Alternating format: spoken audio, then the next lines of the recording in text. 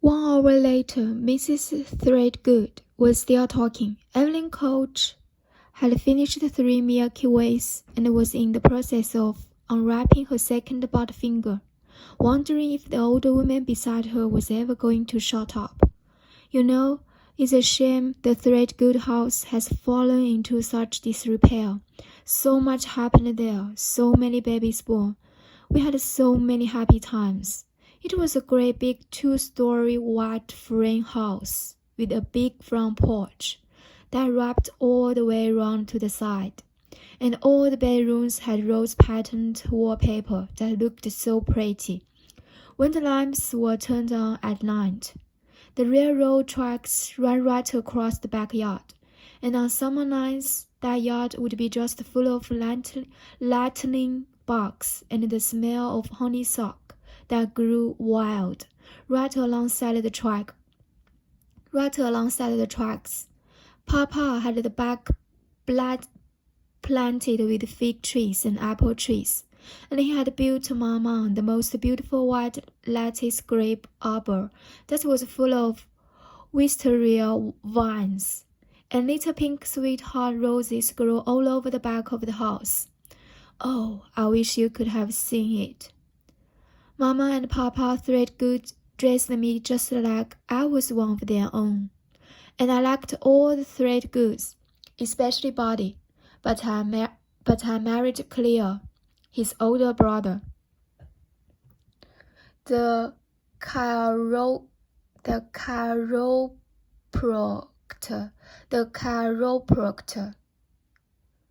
And wouldn't you know it, later on, I turned out to have a bad back, so it worked out just fine. So you can see I've been keeping up with each and the Threadgoodies all my life. And I'll tell you, it's been better than picture show. Yes, it has, but then, I was always a talk-along sort of person, believe it or not. I never did talk much until after I hit my 50s, and then I just couldn't stop. One time, Cleo said to me, "Nini, my name is Virginia," but then called me Nini. He said, "Nini, all I hear is each said this and each did that." He said, "Don't you have anything better to do than to hang around that cafe all day?" I thought long and hard and said, "No, I don't." Not to downgrade Cleo in any way, but it was the truth. I buried Cleo 31 years ago last February. And I often wondered if I hurt his feelings when I said that, but I don't think so, because after all was said and done, he loved E.G. as much as the rest of us, and always got good laugh out of some of her doings. She was his baby sister and a real cut-up. She and Ruth owned the Whistle Stop Cafe. It used to do all kinds of crazy harebrained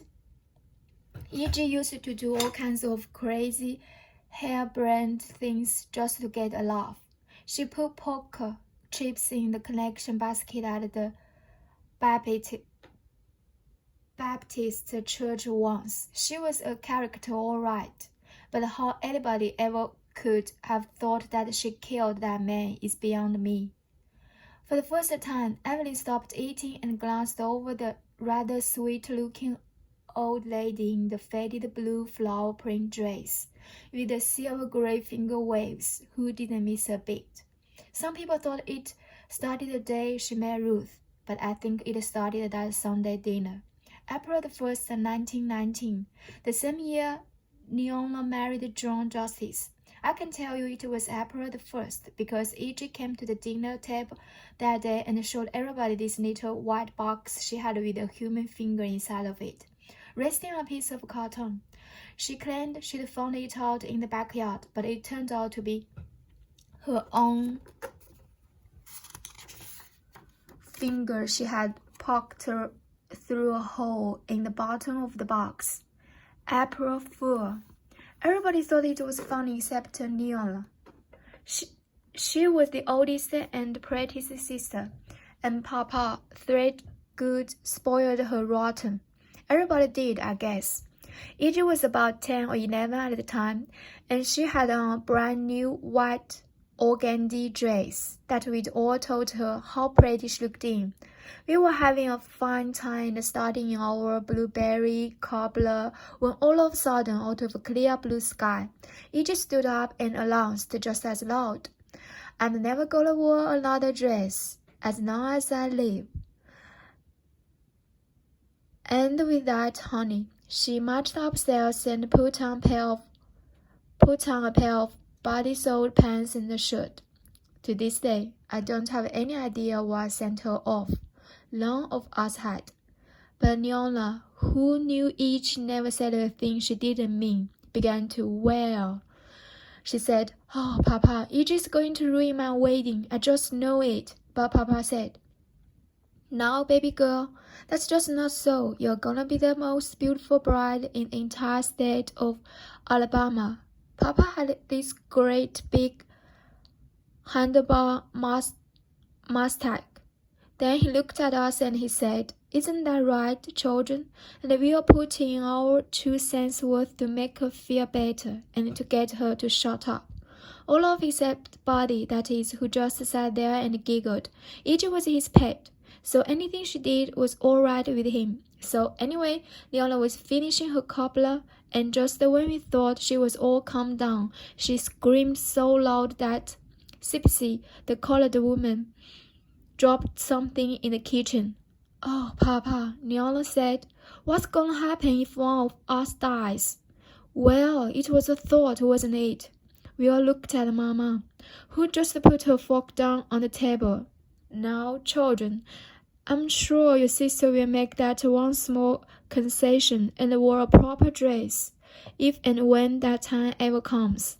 After all, she's stubborn, but she's not unreasonable." Then, a couple of weeks later, I heard Mama tell Ada Sims, the seamstress for the wedding, that she was gonna need a green velvet suit with a bow tie for Iggy. Ada looked up at Mama kind of funny and said, "A suit?"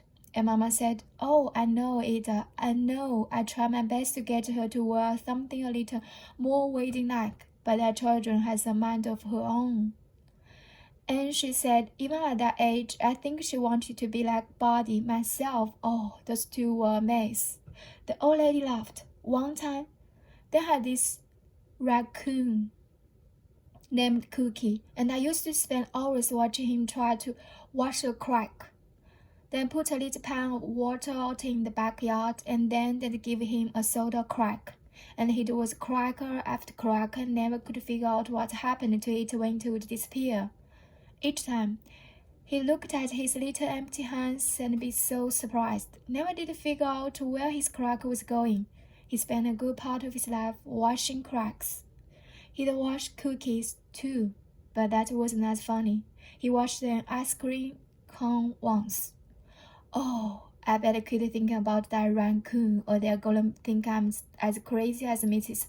Philbin down the hall. Bless her heart. She thinks she's on the law boat, headed for Alaska. A lot of these poor souls on here don't even know who they are. Evelyn's husband, Ed, came to the door of the lounge and motioned. Evelyn wanted up her candy wrappers and put them in her purse and got up. "Excuse me, that was my husband. I think he's ready to go." Mrs. Threadgood looked up, surprised, and she said, "Oh, do you have to?" Evelyn said, "Yes, I think I bet he's ready to leave." "Well, I've enjoyed talking to you. What's your name, honey?" "Evelyn." "Well, you come back and see me, you hear?" "I've enjoyed talking to you. Bye-bye," she said after Evelyn, and waited for another visitor.